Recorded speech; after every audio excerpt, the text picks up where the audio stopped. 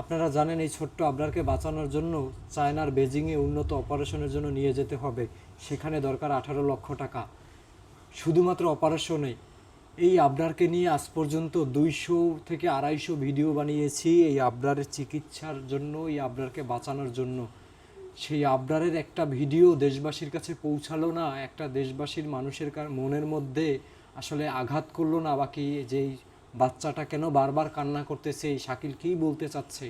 তারপরেও কৃতজ্ঞতা যে কিছু দেশবাসী আগাই আসছে বিদায় এই আবরারের পাসপোর্ট হয়েছে, ভিসা হয়েছে, বিমানের টিকিট পর্যন্ত কাটা হয়েছে। এখন পর্যন্ত 12,85,000 টাকার মতো সাহায্য করেছেন।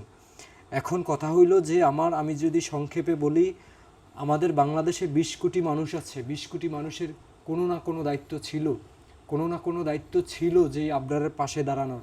সেটা যেভাবে হোক পাশে দাঁড়াইতে পারত।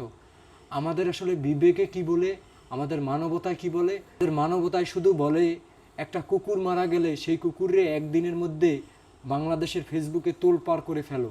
আমাদের মানবতায় এটা বলে একজনে একটা বাইক নিয়ে পোস্ট দিচ্ছে, এই ভিডিওটা এত পরিমাণে শেয়ার করলে এই বাইকটা গিফট করা হইবে।